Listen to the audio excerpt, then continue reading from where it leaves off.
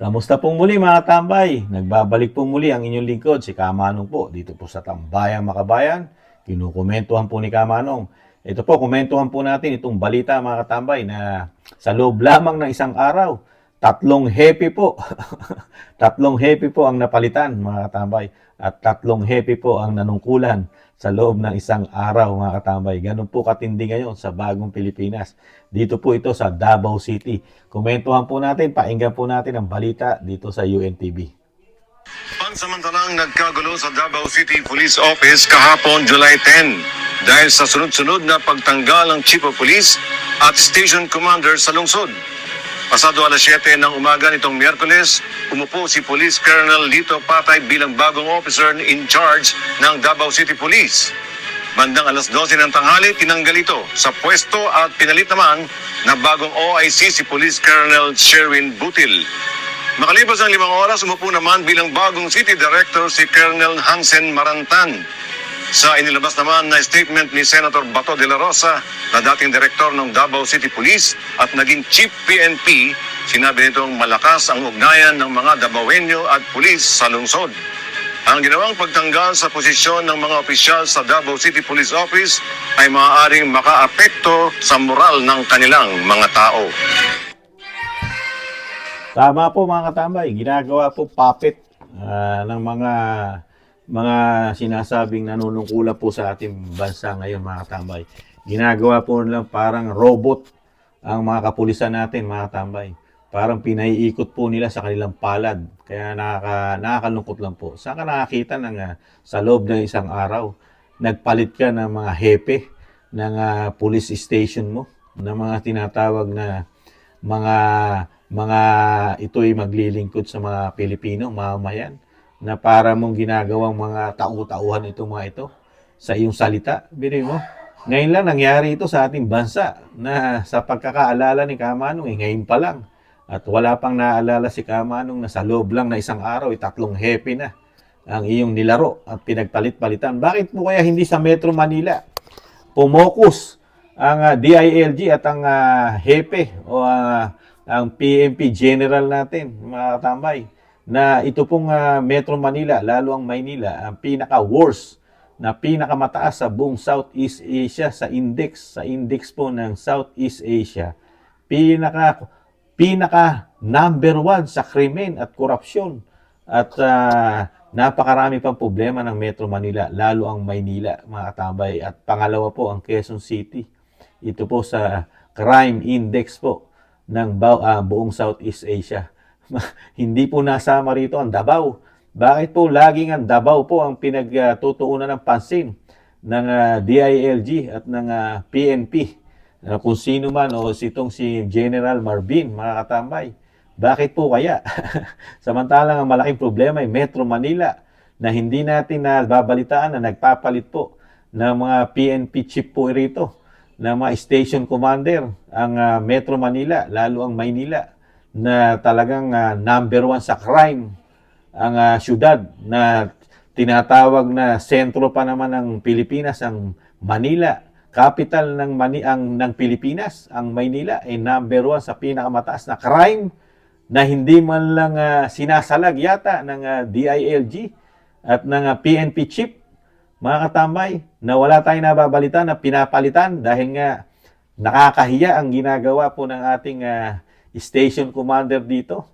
Dahil nga nabibilang ka sa pinaka mataas na krimen o crime sa buong Southeast Asia, sa city. Biruin mo yun. Tapos dito ka nakapokus sa Mindanao, lalo sa Davao City, na hindi man lang nasasama sa ganitong kahiya-hiya na kalagayan ng syudad. Tama, hindi mo ba? Mapayapang namumuhay at mapayapa ang lugar, lalo sa safety ng Davao City. At hindi po ganun katalamak ang droga. Nakakapasok man ang droga sa kanila, talagang hirap na hirap. Pero dito nakatutok po ang DILG natin ngayon. Bakit? Kaya dahil sa politika. Dahil takot na takot po sila sa mga Duterte. Dahil gusto po nilang kontrolin ang Davao, number 1. Di ba mga tabay? Sa tingin ni Kamanong, gustong kontrolin ng gobyerno ang Davao. Dahil hirap na hirap po sila makontrol. Dahil ang mga tao sa Davao, talagang hindi nila ipagpapalit sa bagong Pilipinas ang mga Duterte, mga tambay sa Davao. Dahil magmula po na maging mayor po ang dating Pangulong Duterte rito, na isang syudad at isang city na napakagulo, napatahimik at naging maunlad na bayan o city sa Pilipinas. Dahil ito po ay nasasama at nabibilang na sa 10 o sa top 10 na pinakamaunlad na syudad sa ating bansa. Nahanay na po ito sa mga syudad ng Makati, Quezon City, o yung sinasabing sa BGC na yan, sa Taguig, mga katambay, at marami pang syudad kasama ng Cebu, mga katambay, ang Davao. Dahil dahil sa mga Duterte. Dahil nga na-vlog na rin po natin yan. Dahil mismo taga-Western, hindi lang taga-Western, kasama ng Asia, na direkta pong namumuhuna sa Davao. Nag-i-invest po sila dyan, mga katambay. Dinaig pa po ang travel ng Pangulong Marcos na hindi po hirap na hirap makakuha ng investor. Samantalang sa Davao, hindi nagta-travel ang mayor, hindi po nag-travel pa more, pero kapitalista po ang pumupunta sa Davao, mga katambay. Ganun po kalupit ang Davao City. Hindi na kailangan mag-travel para manghikayat ng mamumuhunan sa kanila syudad. Mismong mga dayuhan ang pumupunta sa kanila para mag-build, para mamuhunan. Ganun po katindi ang syudad ng Davao City. Pero pinupolitika po. Ang nakakalungkot lang po, nadadamay po ang ating mga kapulisan na pati po sa pamumulitika nila, na pilit pinababagsak di umano ang pangalan Duterte para masira sa taong bayan. Pero napakahirap po nilang sinasabi nga ni Kamanong, paano mo sisiraan ang isang Duterte kung ganito lang ang performance ng bagong Pilipinas sa ating bansa?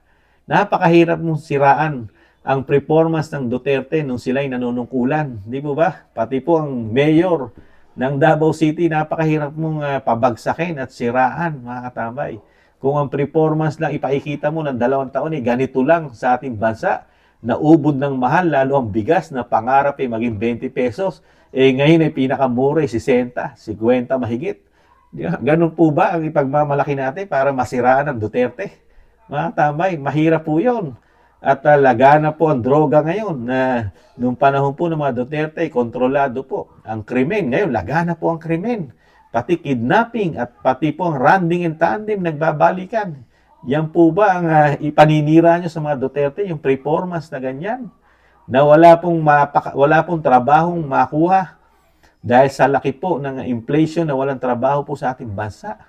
At walang mga trabaho na talagang napakahirap maghanap. Kung gustuhin mo maghanap, ay kulang na kulang, mga katambay. At ang mga bilihin ay sobrang taas. Di ba? Kasi isama pa natin ang kuryente, tubig, internet. At pati pa mga toll gate natin ngayon, ubod ng mamahal, parang maginto. Dinaig pa ang toll gate sa ibang bansa. Sa mahal. Tapos ito lang ang performance ng bagong Pilipinas na para ipanira, para pabagsakin ng Duterte, para ipolitikal o ipolitika. Ganun po ba, mga tambay? At talagang ipabagsakin ng mga Duterte sa sarili nilang syudad? Malabo po yun. Saka nakikita ni Kamanong siyempre, laganap na rin ang base, ang mga base militar ng Amerika. At sa nakikita po ni Kamanong, para po makontrol din nila, di umano, dahil wala po halos sa Davao na base militar ang Amerikano. Makikita po natin yan, halos puro sa palibot po ng Luzon at ng mga nasa west side. Pero po dito sa Mindanao, kakaunti pa po. Kaya isa rin po nakikita ni Kamanong yan para makontrol po ng bagong Pilipinas din yata, ang Davao, para malagyan din kaya ng mga base militar ng Amerikano na pilit tinatanggihan din. Hindi papayag po ang mga Duterte dyan. Dahil ang gusto ng mga Duterte ay maging malaya bansa ang ating bansa. Hindi tayo hawak ni numan. Tayo maging independent talaga, mga tambay. Hindi tayo nakabase sa malalakas na bansa, mga tambay. Na para tayo nagiging tuta, utusan. Sa bandang huli, tayo ang kawawa. Dahil mahirap po na tayo mahawakan sa liig ng mga banyaga dahil naranasan na po natin kung paano tayo hawakan. Ginawa tayong mga alipin sa sarili nating bansa. Di ba? Magmula sa Espanya, Hapon, Amerikano, yung mga history na yan. Kailangan maging malaya ka naman, di ba? Tumayo ka sa sariling paa. Pero ngayon, sa panahon po ng bagong Pilipinas, mukhang bumabalik na naman po tayo sa sistema na tayo parang tuta. Nagiging tuta po ang mga Pilipino sa panahon po ngayon. Na parang hindi natin kayang, lutasin ang problema ng bansa kung hindi tayo hahawakan ng mga sinasabing giant na bansa para tayong mga walang sariling bayag. Hindi umano mga tambay pagdating sa problema. Parang umaasa tayo sa ibang bansa. Napakahirap po ng gano'n. Kaya po tayo tinatalo ng ibang bansa, lalo sa Southeast Asia o sa Asia. Talong-talo po tayo ng mga bansa. Kung yung Malaysia, tinatalo na rin po tayo sa ekonomiya. Lalo po Singapore na napakalit na bansa, talong-talo po tayo. Di ba? Dahil sila nagsasarili at talagang hindi sila nagpapasakop sa mga sinasabing nagiging tuta sila. Di ba? Kung ang Taiwan nga na nagkakaproblema sa China ay napakayamang bansa o teritoryo ang Taiwan, di ba? Kung ang sinasabi nga may problema ring South Korea na nag-aadya rin ng kanilang North Korea, pero napakayamang bansa, di ba? Maunlad, samantalang Pilipinas, palibase, hawak tayo sa leeg ng mga sinasabing nagiging tuta tayo at napakalaki ng korupsyon sa ating bansa, talagang hindi aasenso ang ating bansa, mga tambay. Dahil inuuna rin po, di umano ng mga politiko patabain muna ang kanilang bulsa bago po ang bansa. Ganyan po ang nangyayari sa ating bansa. Patabain ang bulsa bago ang bansa. Kaya po takot po sila na maupo muli ang isang Duterte dahil ang isang Duterte nalaman natin at nakita natin kung paano magpatakbo ng bansa. Inuuna ang bansa, inuuna ang tao, walang tinitingnan, mayaman ka man, mahirap, pantay-pantay. Dahil nakita po natin, nung magkaroon ng pandemic sa buong mundo, isang Duterte po ang walang itinangi. Talagang binigyan niya ng solusyon, lahat malagyan ng bakuna, masaksakan lahat ang mga Pilipino. Kaya napakalaki po ng tulong na ibinigay po ng dating Pangulong Duterte, yung kanyang utak, diskarte sa atin. Dahil ang malalaking bansa, isang damukal ang namatay. Lalo sa Amerika, milyon ang namatay. Samantalang sa atin, wala pang 100,000, 60,000 plus.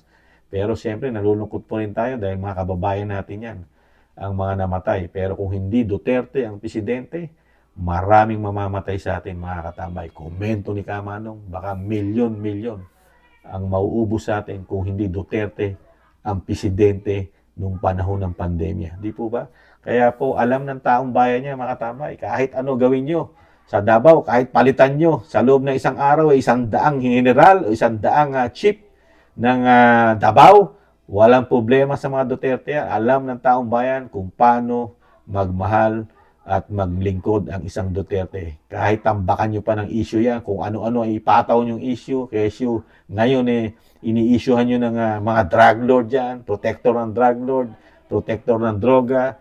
Ngayon naman, may problema na naman na ganyan sa PNP, sa mga region commander, wala pong saysayan, mga tambay, yung ginagawa nilang pamumulitika sa mga Duterte at sa mayor ng Duterte na nasa Davao. Di po ba, mga tambay? Kayo po, ano po masasabi niyo, mga katambay?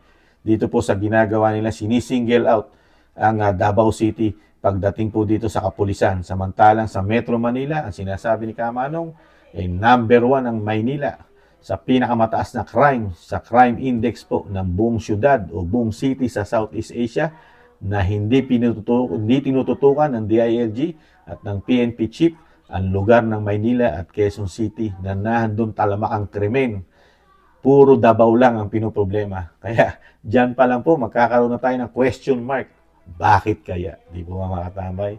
Kaya po, ano po masasabi niyo, mga katambay? Dito po sa nangyayari ngayon sa ating bagong Pilipinas. Muli po, mga katambay, si Kamanong po, nag-iiwan po. Maraming salamat po sa nakakagusto ng ating maliit na channel, Tambayang Makabayan, komento ni Kamanong. Sa muli po, mga katambay, paalam po muli. Sa ulitin. Bye-bye.